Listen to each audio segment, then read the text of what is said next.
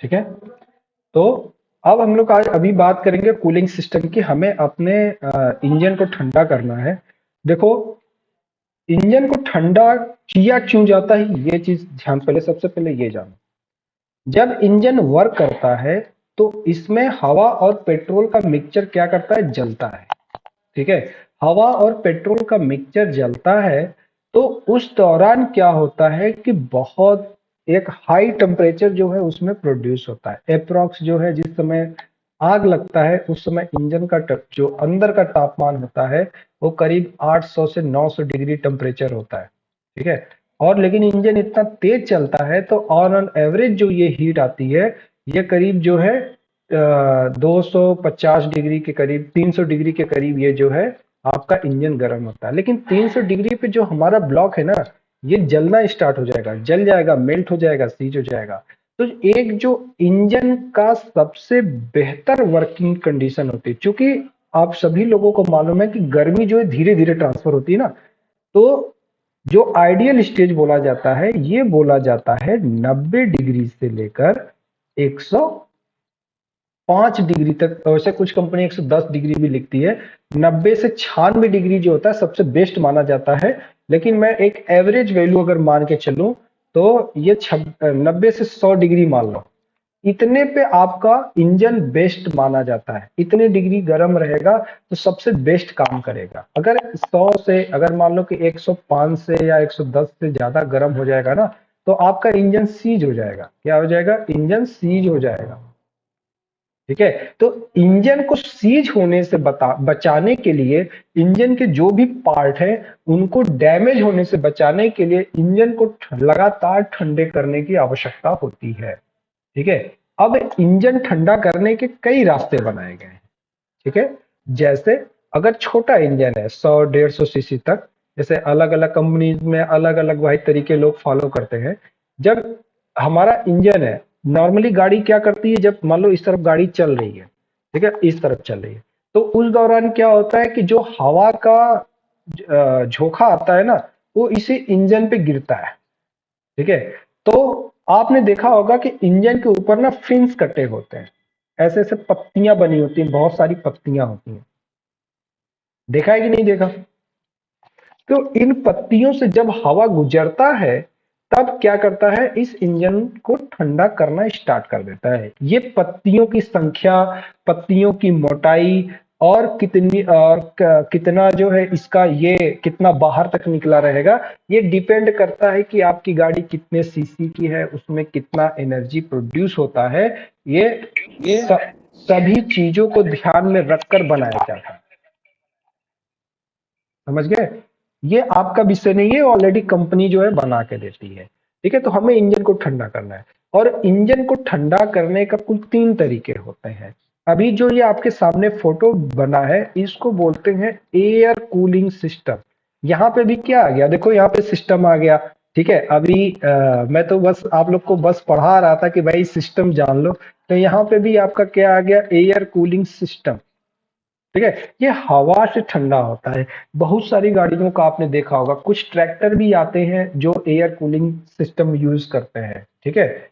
आपने देखा होगा उसमें अलग, वो सभी गाड़ियां मतलब कि आपको जैसे मेरे पास भी एक स्कॉट का ट्रैक्टर है, ठीक है, 2 सिलेंडर का है। उसमें क्या किया है कि इसको ठंडा करने के लिए, क्योंकि ट्रैक्टर तेजी से तो भागेगा नहीं, बगल में एक फैन लगा दिया है। हाँ, और इसका ब्लोअर टाइप का फैन है, ऐसे लगा दिया। जब गाड़ी चलती है ना तो ये फैन इंजन से तेजी से घूमता है तो ये हवा का थपेड़ा इस पे फेंकेगा। जब फेंकेगा तो आपका इंजन ठंडा होता है। ठीक है।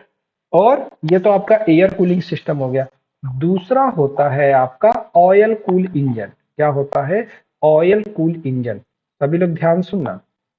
नंबर 2 होता है आपका ऑयल कूल इंजन। यहाँ पे आपको थोड़ा सा डाउट हो सकता है। अभी अभी मैं पढ़ा लेता हूँ, फिर उसके बाद आपका डाउट आएगा तो मैं वहां पे बताऊंगा। जैसे ये आपका इंजन है, ठीक है, ये आपका इंजन होता है। ठीक है। इसमें क्या होता है, ऑयल गैलरीज बनी होती है। ठीक है। जो आपका हेड ब्लॉक है ना यहाँ इसके पास में, ठीक है, इसको ठंडा करने के लिए ना ऑयल गैलरीज बनी होती है अंदर अंदर।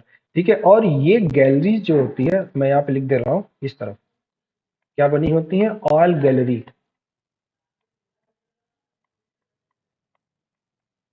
ठीक है। ये जो भी गर्मी रहेगा ना ऑयल के साथ नीचे आ जाएगा। अब इस ऑयल को ठंडा करने के लिए हम लोग क्या करते हैं, अगर हमारा गाड़ी इधर की तरफ भाग रहा है तो यहां से एक पाइप को ऐसे निकालते हैं, सामने एक हीट एक्सचेंजर लगाते हैं।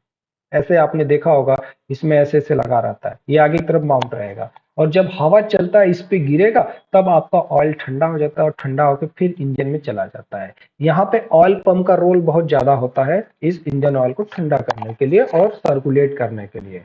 तो यहाँ पे जो इंजन होता है ना, ये आपका ऑयल से कूल होगा। दूसरा, थोड़ा बहुत ऐसा नहीं है कि ये एयर से कूल नहीं होगा, इसमें भी एयर कूल तो रहता ही है। ठीक है, यानी कि 20-30% जो है आपका हवा से ठंडा हो जाएगा, बाकी जो है ठंडा इससे हो जाएगा।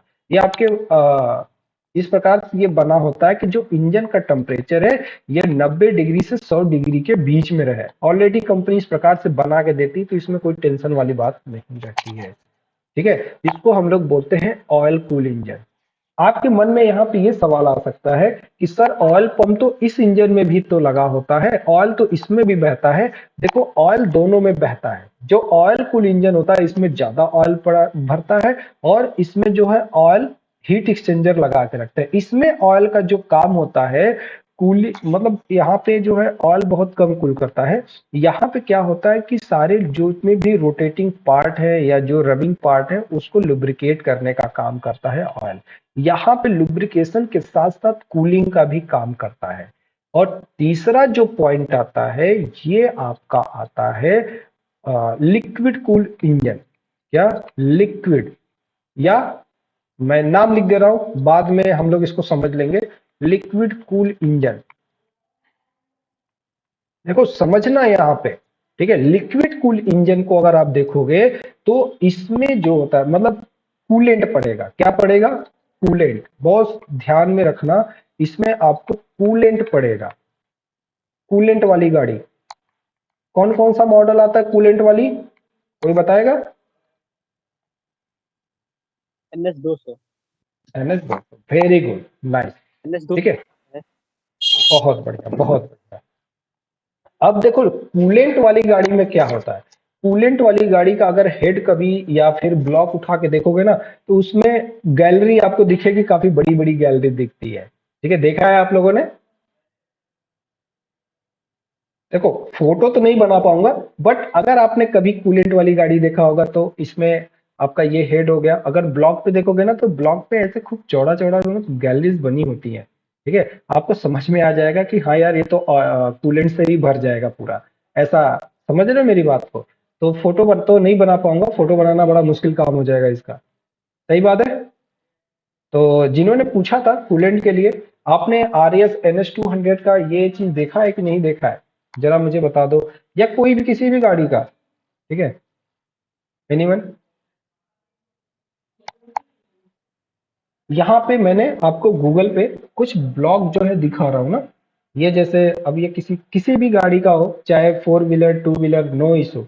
ठीक है, हमारा क्या है कि हमें ये देखो, इसमें ऐसा बना है ना, देखो ये जो बनी है तो ऑयल गैल सॉरी कूलेंट वाली गैलरी बोली जाती है ना, ये आपका बोर हो गया। तो बोर के चारों तरफ ऐसा बना होता है ना, जो भी हीट रहता है ये इसको गर्म करता है। क्यों? यही तो होता है ना, बोलो। तो कमेंट कर सकते हो आप लोग, हाँ यस सर, नो सर, जो भी है। ठीक है, तो ये आपका ऑयल गैलरी जैसे बना होता है। इस तरह बाइक का अगर भी ब्लॉक अगर आपको मिलेगा ना, तो बाइक वाले ब्लॉक में भी देखोगे तो आपको इस टाइप का सिस्टम बना रहता है। तो वहीं से तो आपका ये ये देखो, जैसे यहाँ पे दे रखा है ना, ये ये ऑयल वाला रहेगा, तो ये ऑयल है, old motorcycle image block photo, ये सुरेंद्र योगी ट्रेनर। ओके, ओके, तो एक कॉल आ गया था तो मैं थोड़ा सा कॉल ले लिया था। ठीक है, अभी हम लोग पढ़ रहे थे लिक्विड कूल इंजन ना। लिक्विड कूल इंजन क्या होता है, तो मैंने आपको कुछ गैलरीज दिखाई। ठीक है, जो गैलरीज होती है उसी में कूलेंट बहता है। अब ये जो सिस्टम है ना, इसको कैसे बनाते हैं इसके बारे में समझो। इसमें क्या होता है कि आपका एक कूलेंट जो आपका वाटर पंप लगा होता है, क्या लगा रहेगा, एक आपको इसमें वाटर पंप मिलेगा। क्या मिलेगा, वाटर पंप। ठीक है, इसको वाटर पंप बोलते हैं या कूलेंट पंप बोल सकते हो, क्योंकि इसका बढ़िया पंप ही बोलते हैं। ये पंप क्या करता है कि जो भी कूलेंट, अच्छा कूलेंट का रेजरवायर रहेगा, एक डब्बा लगा होता है इसमें कूलेंट भरा होता है। ठीक है, इसका कनेक्शन ये क्या करता है, इसके थ्रू क्या करता है कि ये सारे कूलेंट को इसमें सर्कुलेट कराता रहता है। ठीक है, अब जो भी ये कूलेंट इसमें सर्कुलेट होता है इसमें क्या होता है कि अब ये क्या करेगा, कूलेंट जब सर्कुलेट होगा तो ये क्या करेगा, इंजन से हीट को लेके आगे की तरफ बढ़ता रहता है। ठीक है, अब इसको, अब ये जब कूलेंट गर्म हो जाएगा तो इस कूलेंट को ठंडा करने के लिए सामने एक जो है आपका रेडिएटर लगा होता है। क्या लगा होता है, रेडिएटर। ठीक है, ये भी एक प्रकार का हीट एक्सचेंजर ही होता है। इसके आगे एक फैन लगा रहेगा। क्या लगा रहेगा, फैन लगा रहेगा। ये जब फैन चलेगा तो ये आपका ठंडा होगा। लेकिन इसमें क्या होता है कि आपको जैसे इसमें एक इंजन से ऐसे निकला, इधर रेडिएटर से, इसमें एक थर्मोस्टेट लगा होता है। जो थर्मोस्टेट का पॉइंट होता है ना, ये यही पॉइंट होता है एक इसमें जो आपका रेडिएटर की तरफ से होता है, और एक इधर से एक इनलेट एक आउटलेट रहेगा इसका, एक आने का एक जाने का, और एक रेडिएटर की तरफ से आता है, एक रेडिएटर का इनलेट और आउटलेट आपका बना रहेगा। इस प्रकार से ये लगा रहता है। ठीक है, तो आपका जब ये आपका थर्मोस्टेट जो होता है, जब एक पार्टिकुलर टेम्परेचर, अप्रॉक्स इसका जो टेम्परेचर होता है ये 96 अंश सेंटीग्रेड के आसपास ये खुलता है। 96 98 पे, मान लो 98 पे खुलता है। ठीक है, ये खुलेगा जैसे आपका इंजन 98 डिग्री गर्म हो गया तो उसी समय क्या करेगा, ये खुल जाएगा, और जो कूलेंट होता है वो कूलेंट जो है इस रास्ते में आपका इस तरफ बहना शुरू हो जाता है, इस तरफ से। ठीक है, इधर आपका रेडिएटर के अंदर जाता है, उसी समय आपका ये फैन भी चालू हो जाता है और कूलेंट सर्कुलेट करके इंजन के अंदर चला आता है। लेकिन जब इंजन आपका गर्म नहीं होता, मतलब कि ऐसे समझ लो कि 90 डिग्री या 96 डिग्री से कम गर्म होता है, तो उस समय आपका जो सर्कुलेशन होता है ये इस रास्ते से होता है। ठीक है, ये इस तरीके से क्या करता है, सर्कुलेट होता रहता है। ठीक है, ये इस तरीके से सर्कुलेट होता रहेगा। लेकिन जब इंजन गर्म हो जाता है उस समय थर्मोस्टेट खुल जाता है, तो ये वाल्व जब खुलता है तो उस समय आपका कूलेंट इस रास्ते से होके बहता है। ठीक है, तब ये पाथ फॉलो करता है। ठीक है, तो ये क्या करता है, कुछ समय बाद ये ठंडा हो जाएगा तो आपका रेडिएटर भी, ये थर्मोस्टेट भी ठंडा होता है, ये वाल्व बंद हो जाता है। तो ये प्रोसेस जो है आपका चलता रहता है। ठीक है, तो इस प्रकार से आपका ये लिक्विड कूल इंजन काम करता है। तो ध्यान रखिएगा कि आपका इंजन कैसे ठंडा होता है, आपने पूछा था तो इसके बारे में मैंने आपको डिटेल्स में बता दिया है। ठीक है, ओके। ओके, ठीक है, आज के लिए बस इतना ही। धन्यवाद।